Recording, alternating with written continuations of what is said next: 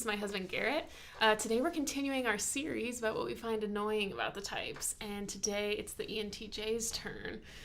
So one quick note about this series, it's mostly just a provocative title, just kind of tongue-in-cheek, but it's mostly just what are growth advice for ENTJs. So you've got kind of a spectrum of healthy to unhealthy ENTJs, and so we're talking today about some of the behaviors we can see unhealthy ENTJs exhibit. It's not that all ENTJs exhibit these behaviors or that all unhealthy ENTJs exhibit these behaviors. Some of these behaviors are not even exclusive to ENTJs, other types that do this as well, but it's just some things that we notice, some trends that unhealthy ENTJs do more than unhealthy other types do.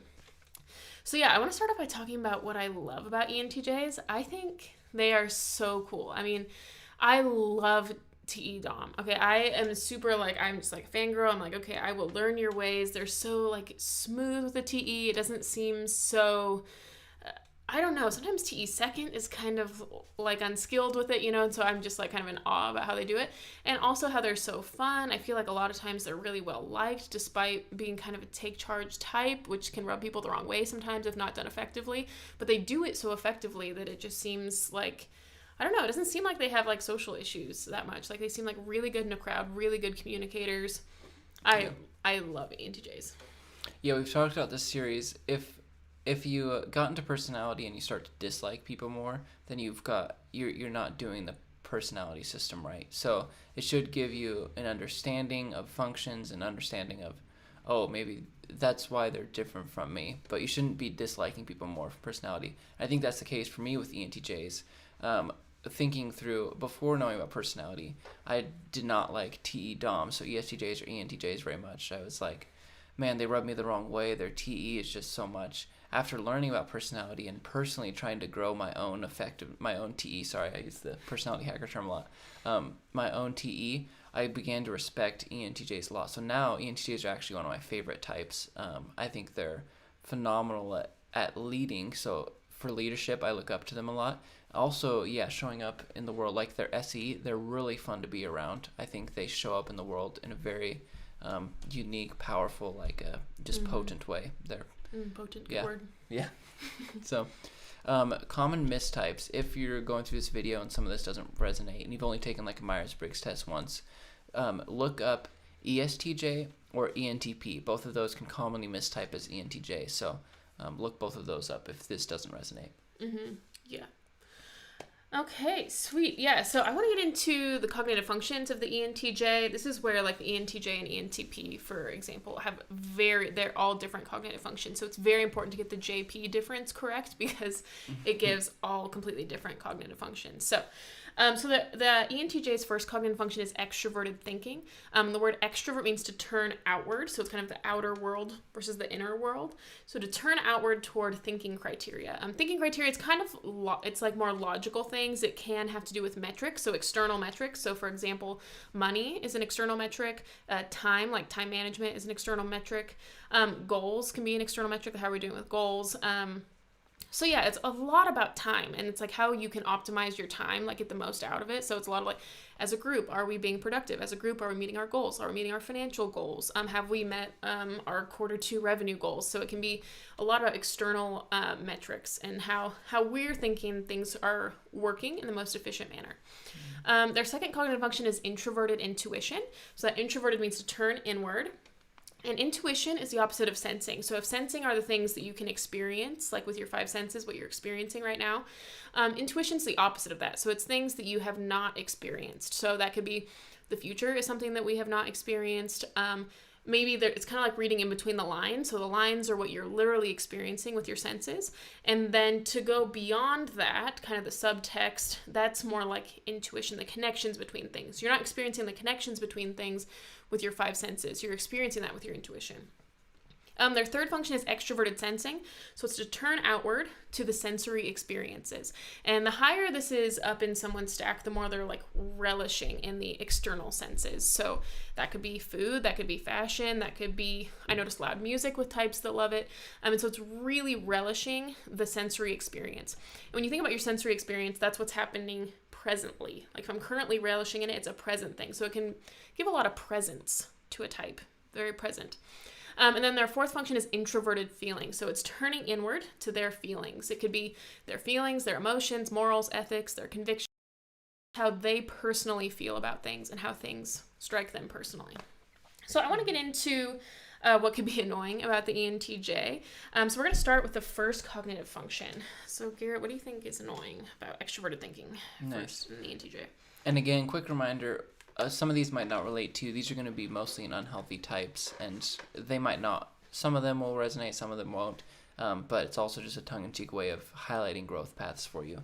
For TE, I put can be unrelational. So I've noticed for ESTJs or ENTJs with that low FI, because all of these are on an axis. So FI and TE are on an axis.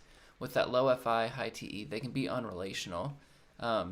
They might do a lot because I think they're very active. They have a lot of relationships, but they may not be good at showing themselves and bringing their own selves into a human relationship. Yeah, I was thinking that a lot of times ENTJ resources, and I have a hard time getting out of the professional vibe with ENTJs just personally. Like a lot of times it's like maybe we met in a career setting or something like that, and it becomes hard to kind of break out of that. Like maybe I helped them with something one time, and it's a lot of like this managing things so we can get things done quickly, and it's hard to get to the relational side sometimes. It's like, always this resource management side sometimes. Yeah. One thing that I noticed from unhealthy ENTJs are humble brags. Like it'll be things like, sometimes it has to do with SE. I think SE comes into this as well, but it'll be like, I was at the gym working out and I looked so bad. My hair was a mess. And then sometimes TE can be long-winded. So they take a long time kind of describing this. Like I was at the gym and then I was, I looked all crazy. My hair was not done. My makeup was not done. Da, da, da, da. And this guy came in, hit on me. Can you believe this? And I was so irritated. I could not believe you. And then they go into this, how they're like irritated about it. You're like, I think you're just bragging to me right now. You're trying to make it seem like you're not. What you're saying is, even when you're really looking ugly, people are going to come hit on you. So sometimes you get kind of this bragging about their accomplishments, but they're trying to do it under the rug, but it's pretty overt. Yeah. I didn't have a lot for tea. Sorry. Oh, you don't? Oh, yeah, because you love tea. I do love tea, so it was hard for me to find things I don't like. Yes. So yeah, I wrote down. Oh, one had. I don't even know how I'm gonna say this. One had a personal assistant. Just as like a normal person, like they're not even like this like CEO or anything. They're just a normal person. They had like 4 different jobs that they're trying to work in. Like one was like this magazine thing, and one was this online publishing company, and it was these 4 different things, and they just had so much going on with their jobs that they hired a personal assistant to help them with the jobs that they were doing. And you're like, if you have so many jobs that you are hiring people to do your work at your job, maybe just get less jobs. I mean, on the one hand, you see it's kind of smart. You're like, okay, you're getting paid $40 an hour, so you pay an assistant $10 an hour. I mean, I can see the return on the investment, but it's just a lot of plates to juggle. Yeah. Like, maybe don't do that. Yeah. This, I think I put this in SE, but there can be a busyness. ENTJs, I think, can be obviously extroverted, but they can be so involved in everything around them that they're always doing something. They're in some project, not just one project, but they're in like at least 4 or 5 projects at the same time. And so they're doing a lot, and you get the sense that you can't really spend time with them that's not rushed, because they have so much to do that they don't have 20 minutes to spend chit-chatting necessarily with you. If there's not some ulterior motive, it feels like sometimes. Like if it's for a business related thing, then maybe they'll chat with you. But if there's not some like business purpose to it, then they're not going to take that time. Right, that's true. Yeah, sometimes I get the vibe they can turn on the charm if they need something in a work related way. It's like super charismatic, really good at closing a deal is what I would call it. Mm-hmm. And then if they don't need something from you, all of a sudden you get this, like, you're an afterthought, you're stop number 287 out of 400 stops I have today, so let's just make this quick. Yeah. That's the vibe I get sometimes. Mm-hmm. Okay, introverted intuition. One thing that, I was going to say is when you have not enough of your introverted function. So as an extrovert, when you don't have enough of your introverted functions, there's kind of a lack of a singular vision. It's scattering of the resources. I knew one ENTJ, so she's on social media, and it's just this scatteredness. Okay, I'm going to be on YouTube, and I'm going to be on a podcast, and I'm going to do TikTok, and I'm going to do Instagram. And she grew a ton by just focusing on YouTube. And then as soon as she started scattering and feeling like this pressure that she had to be on all these different platforms, she started doing worse. So it's kind of important to have a vision. And I think for ENTJs, the advice of putting all your eggs in one basket is pretty good. I think the healthier ENTJs I know kind of have the one thing and they do it really well. Yes, yeah, that's a good point. I think, so again, we're balancing all these functions. So SE and NI need to be balanced. If you're too high in SE, you can be doing a lot of stuff, but you need to be thinking through, why are you doing it? Why are you doing these 5 projects? Are all of them really priorities for you? Because a lot of times you just can't do 5 things well. You can maybe do 2 things well, but it's hard to do more than 3 things well. So highlight. NI is really good at energy conservation in a way of, okay, this is what I want long term, 10 years from now. This project's going to matter. This one isn't. This is not fulfilling for me.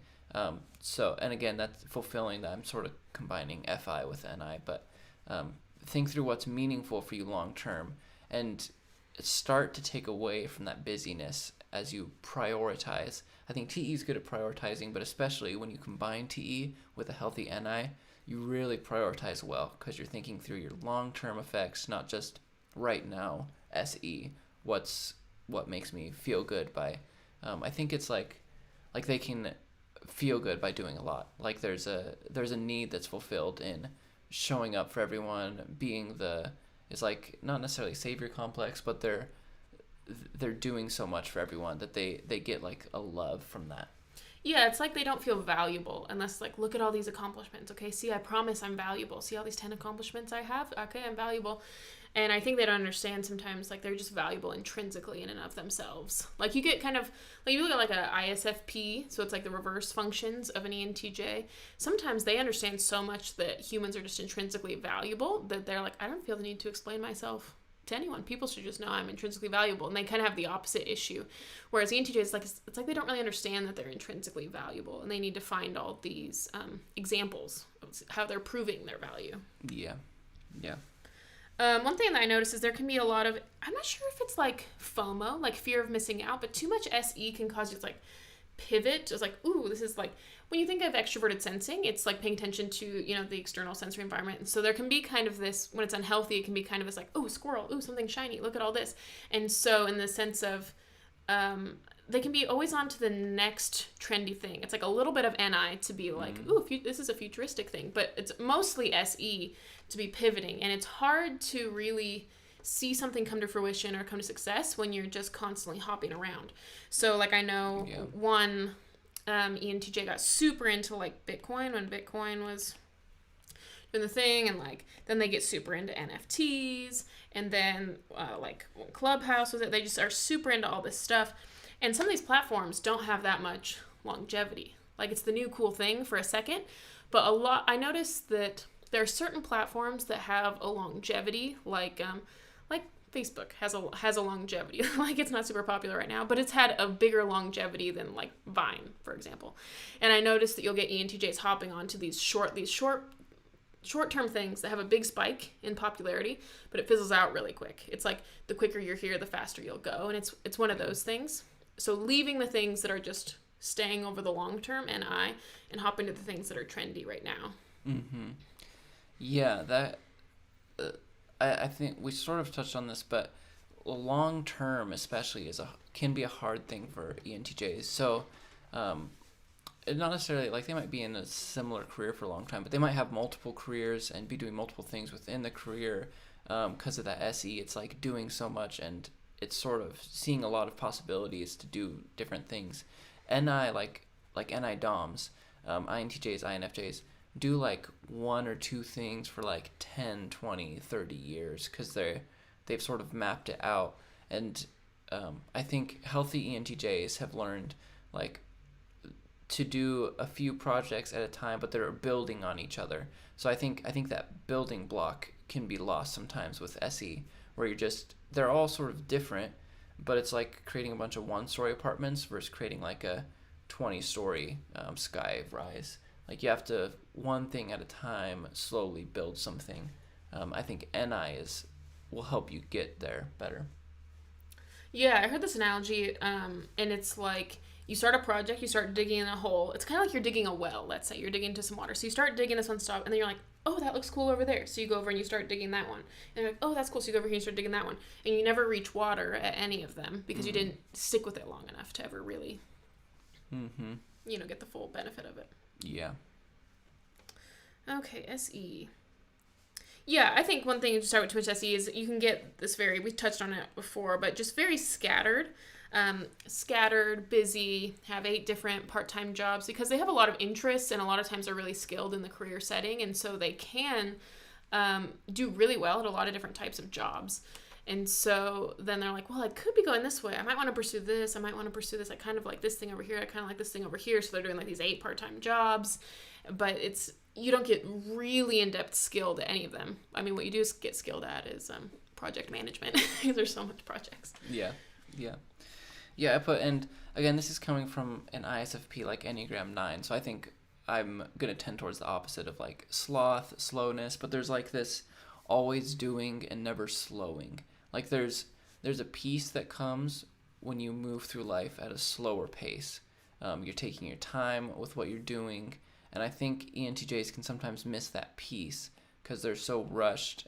We've touched on it, I think, multiple times. Because I think this is the big thing for ENTJs is just slow down. Take time to really think through why are you doing what you're doing. Don't just do what you're doing, but think through why are you doing it.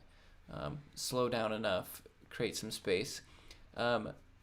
SE, try not to combine SE, I guess, with your TE so much where it's always work-oriented SE. So I think that can be a loop that ENTJs get into where they're using SE in their work field, always using SE, but they're not using SE in a way that like SE DOMs use to just play, like to just enjoy sports they like or movies they like. Like there's not a big purpose. Sports, movies, those aren't getting you anywhere, but they are enjoyable in the moment. And so use that more healthy SE DOM SE users play more than I think ENTJs can. Yeah, I do sometimes. It depends on the ENTJ. I sometimes get this like work hard, play hard mentality. Some of them don't play at all. Some of them are super workaholic. I mean, it kind of depends on who you're dealing with and how their functions are showing up. But I do notice that there are some ENTJs that have like alcohol issues. It might not be alcohol specifically, but some type of numbing out issue where they're so stressed all day long. It's like them running 100 miles per hour. It's like fueled by an anxiety. And then you get home and it's like hard to turn it off. And so maybe working all through the night, maybe workaholic, but sometimes like they want to turn it off. They want to turn off this anxiety, this chatter, all these things they have to do. And so then they'll like alcohol, something that brings them down a little bit, just calm down. And so I think if you need like 3 drinks every night to calm down from the workday, I think it's time to let go of some responsibilities. Yeah, if you're needing to numb out in any way, or that social media scrolling, I think is a big thing that unhealthy SE does. Figure out why, like get into your introverted functions. Yeah. Yes. The other thing I would say is they can be super impatient. So interesting. So I did an ENTJ video like a year ago. I had tons of comments. I mean, I think I'd probably deleted some of them, but some of them were kind of rude. Some of them were to the effect of, you talk too slow, get to the point. Why didn't you get to the point faster? Get to the point, which is so interesting because I most of the time get comments that are like, you talk too fast. That's something that I get a lot, but with the ENTJs, no, too slow, not fast enough. It's probably like the one type that I'm too slow for. Well, I do understand I make videos that are like half an hour long, so I can understand that. But I think that the pace is pretty fast. It's a lot in a half hour, but if they think you're slow, I'm gonna get roasted in this one. Oh no. Yeah. So impatience, like finding like I think like maybe I've seen those float tanks. It's a sensory deprivation tank. We did that. It's like an hour of doing nothing. I think that's good. Journaling is good. Times when you're doing nothing. And I don't mean social media. I don't mean reading. I mean nothing. Right. Yeah. Silence can be scary, but I think is really necessary for any extrovert in general, but ENTJs especially.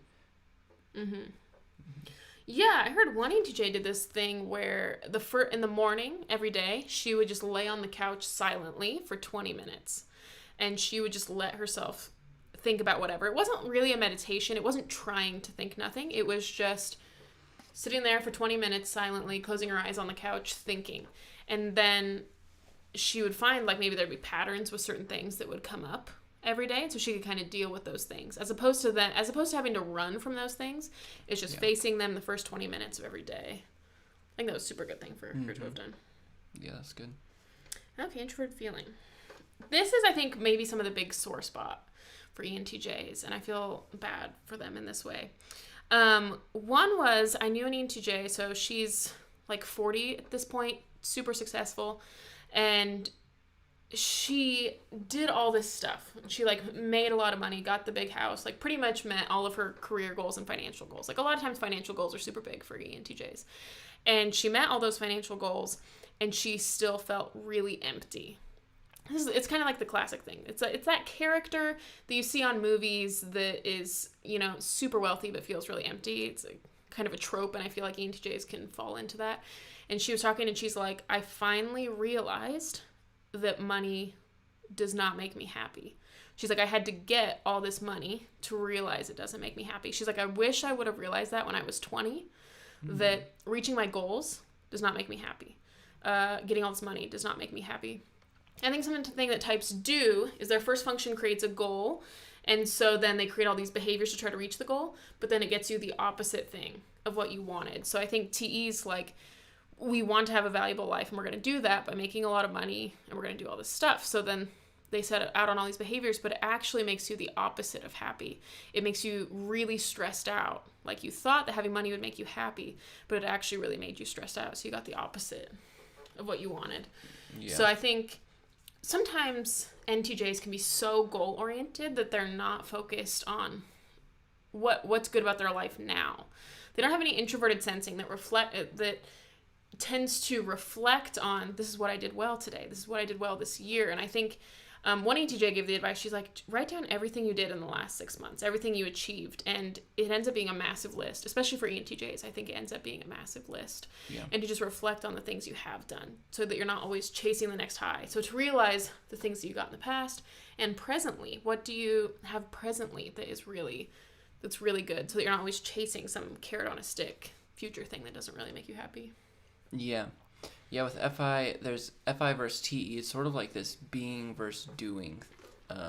And TE DOMs will fall into the trap of doing, and just need to get into more of this being, where they're okay not doing. They're okay just, sitting with friends, sitting by themselves, going on a walk in the woods, just doing more of these introverted activities where they're not accomplishing anything, but they're okay with that, because you need to balance being with doing. Yeah.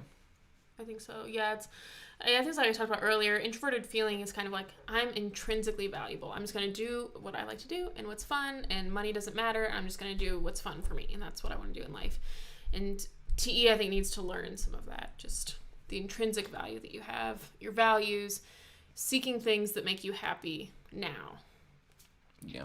Because a lot of times it can be, I want to reach this goal. So they go ahead, they reach the goal, and then there's this emptiness. So to fill in that emptiness, they set another goal. Okay, and they're feeling good while they're going there. And then they reach the goal, emptiness. And it's how many times do you have to repeat this cycle of goal reaching and feeling empty before you realize you got to try something different to make you happy. Mm-hmm. My last thing for low FI is not sharing themselves. And what I mean by that is not sharing how they're feeling, how they're doing in life. Like, you might know a lot about them because they're active in the world. They show up really well, really strongly, really vibrantly, but you might not know them personally. Like, how are they actually doing inside? And I don't think it's necessarily because they don't want to share themselves. I think it's more so because they don't know. They haven't taken the time to actually understand, how am I doing? Because I think they are really good at showing up in the world. And if they took time to slow down and understand how they're doing inside, I think they would share more of that with people, especially close friends. So I get that sense with unhealthy ENTJs that they don't know themselves very well, and so they don't communicate themselves very well, so other people can't know them well. Yeah, and I think sometimes when I'm in conversation with ENTJs, you get this sense that, like, things are all good. I achieved this, and I achieved this, and they're going to tell you, like, yep, I'm working on this project right now, and I'm working on this project right now, and so you get the run-through of all the projects they're working on. I know all about the projects ENTJs are working on, but I don't know them. And then it turns out, then I'll hear stories. They tend to talk about things they went through after the fact. Once there's a bow on top, it's like, oh yeah, I was super depressed last year, but then I did this, and this, and now I'm feeling good. But you never got that in the moment. I'm like, wait, I knew you a year ago. You did not seem depressed at all a year ago. And it's kind of this hiding the bad stuff or running from the bad stuff, and no one's going to know about it. But then a year later, once it's an accomplishment, something you've overcome, then it'll be something you add to the resume, and we'll talk about this. It's kind of, the conversations can be kind of resume oriented. Done this, I've done this, I've done this. The other thing is, I don't know what you call this, like an inauthentic job example. So I knew this ENTJ, and she was doing like a bunch of different jobs. So one of the jobs, she's like, oh yeah, I'm a writer for this online publication company. And I asked her about it, and she seemed like she didn't really want to talk about it. She kind of, I don't know, you could tell she felt some type of way, like she didn't really want to share, but she did anyways.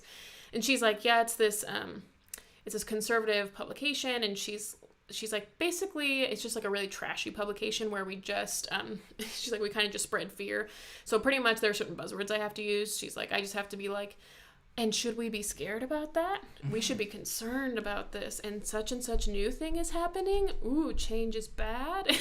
And there were just these certain phrases she could use that would get more clicks. She's like, basically, I just have to put some fearful thing in there. There's some new scary thing in there, and then it does really well. She's like, we cater to an older demographic who is uneducated and who lives in the South.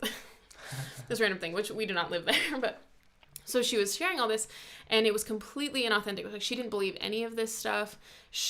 I'm like, how can you have a job where you write about this and you don't believe it? But it was just kind of like, it's just this stepping stone. It's like, I'll do a thing I don't believe in. If it leads to something I will believe in. Mm-hmm. And I think FI DOMs would never do that. They would never do something they don't believe in, because it could lead to something that they will believe in. So it's, this, it's like willing to change yourself for a job, sort of. It's like the idea of the end justifies the means. I think you get, especially with TE DOMs. Whereas if you come to the end of your life and you have done a lot of ends justifying the means, you're probably not going to be very happy with yourself as a person. And so it might seem good in the moment and get you the goals you want right now, but long term, your happiness with yourself is going to diminish if you're always doing ends justify the means instead of following means that you resonate with as a person. Mm-hmm. Yeah, and I think in that example of intentionally spreading fear to get clicks, I think that a lot of FI DOMs are going to find that very immoral.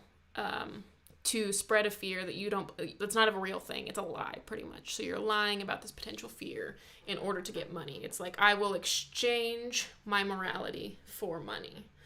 And that's probably a pretty unhealthy case, but yeah, that's a pretty... What's our biggest growth advice for ENTJs? I think, for all the types, it's really just to work on that second and fourth function. Introverted intuition gives you a singular vision over the long term. And I think to really focus on one thing that you want to do and really hone that thing, because you have it seems like such a high reserve of energy and such a work ethic that imagine if you just put that into one thing, digging one well, and you're going to get to a point where it's boring, it's kind of, you're just digging dirt in the exact same spot, not reaching anything for a long time. But then eventually you reach water. And I think in the short term, it's more fun to hop around and try new things. But in the long term, it's not fun to just have, 40 half-dug holes. In the long run, you'll enjoy the one that actually reached the well. And I think introverted feeling is something that when you're picking your long-term vision in your career, you want to pick something that you actually resonate with and actually feel good about, because I feel like a lot of ENTJs don't really listen to their FI until they're in their 40s, and all of a sudden they're like, oh no, midlife crisis, I did all this stuff and I don't really like this. And that can be, I think, so hard to have you've worked so hard for 20 years only to realize it was for nothing. Like, it's better to realize it when you're younger, what you really want, to spend time with your values and your feelings and convictions now. Mm-hmm. Yeah, my biggest advice for ENTJs is to not short circuit your FI. So I mentioned this in the ESTJ video too, but I've noticed can get towards the end of their life and look back and think, like, realize how unhappy they are with how they spent their life in a lot of ways. Because they short circuited their FI, they didn't show up as themselves, they weren't sharing. I mentioned with ESTJ specifically like feelings with their loved ones, so people closest to them.